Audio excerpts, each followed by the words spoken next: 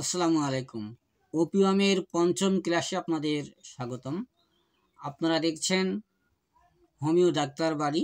আপনাদের সঙ্গে আছি আমি মোহাম্মদ আমিনুর রহমান আমিন। তো আমাদের ধারাবাহিকভাবে হোমিওপ্যাথিক রেমেডি ওপিয়ামের ক্লাস করছি। আজকে ওপিয়ামের পঞ্চমতম ক্লাস চলছে। আজকের ক্লাসের আলোচনার বিষয় হচ্ছে ভয় হতে ওপিয়ামের রোগের উৎপত্তি। যদি ওপিয়ামের ভয় হতে রোগ হয়, অর্থাৎ ভয় হতে যদি রোগের উৎপত্তি হয়, ভয় হতে যদি রোগের সৃষ্টি হয়, তাহলে আমরা কোন কোন লক্ষণের ভিত্তিতে সেই রোগীকে ওপিয়াম সাজেস্ট করব। তো চলুন আমরা আলোচনায় যাই।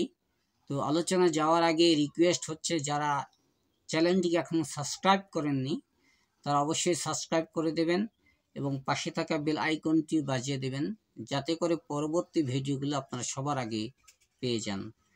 তো ভয় পেয়ে কোনো রোগ হলে ওপিয়াম খুব কার্যকরী একটি মেডিসিন। ভয়ের আরও অন্যান্য রেমেডিও আছে, এগুলো আমরা জানব। তো ভয় পেয়ে যদি রোগের উৎপত্তি হয়, ভয় থেকে যদি রোগের উৎপত্তি হয়, তাহলে সেই ভয় পাওয়া থেকে উৎপত্তি রোগকে নিবারণ করার জন্য আমরা সেই পেশেন্টকে হোমিওপ্যাথিক রেমেডি ওপিয়াম সাজেস্ট করে থাকব।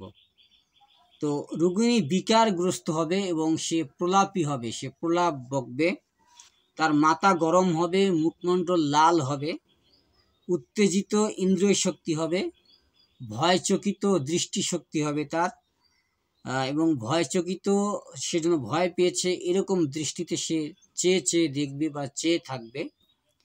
ভয় হতে পীড়ায় ওপিয়াম ভয়ের বস্তুটি চোখের সামনে তার ভাসবে, বা সে ভয়ের বস্তুটি চোখের সামনে যেন দেখতেছে, এরকম আমরা রোগীর মধ্যে লক্ষ্য করতে পারবো।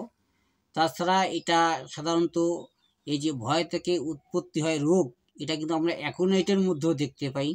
তো অ্যাকোনাইটে এক্ষেত্রে জ্বর থাকে, পিপাসা থাকে, অস্থিরতাও থাকে। তাছাড়া হোমিও রেমেডি ভিরেট্রামের মধ্যেও আমরা এই ভয় থেকে রোগের উৎপত্তি আমরা দেখতে পারি। তো সেখানে কিন্তু স্নায়ুমণ্ডলের উত্তেজনার জন্য অত্যধিক বকাবকি করে সেই রোগী, অর্থাৎ ভিরেট্রামে স্নায়বিক বা স্নায়ুমণ্ডলের উত্তেজনার জন্য রোগী অত্যন্ত বকাবকি করে বা প্রলাপ বকে। তো এই হলো ওপিয়ামের যে ভয় হতে রোগের উৎপত্তি। আর এর সাথে যদি ওপিয়ামের মানসিক লক্ষণগুলো মিলে যায়, তারপর হচ্ছে কিনা বলে নির্দেশক লক্ষণ বা প্রদর্শক লক্ষণগুলো যদি মিলে যায়, আর তাহলে আমরা সেই রোগীকে অবশ্যই ওপিয়াম সাজেস্ট করব। তো এই ওপিয়ামের যে প্রদর্শক লক্ষণ এবং মানসিক লক্ষণগুলো আছে, এগুলো 2 নম্বর ক্লাসে আমাদের আলোচনা করা আছে। তো সেই ক্লাসটি দেখার আমি আমন্ত্রণ জানাচ্ছি আপনাদের।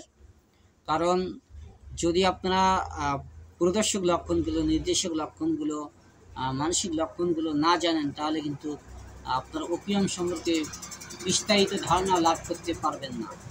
তো এই জন্য ওপিয়াম সম্পর্কে ভালোভাবে জানতে হলে অবশ্যই ওপিয়ামের সব ক্লাসগুলো আপনাদের দেখতে হবে। ওপিয়ামের 1, 2, 3, 4, 5 নম্বর ক্লাস চলছে। প্রত্যেকটি ক্লাস দেখার আপনাদের আমন্ত্রণ জানিয়ে আজকে বিদায় নিচ্ছি। আল্লাহ হাফেজ।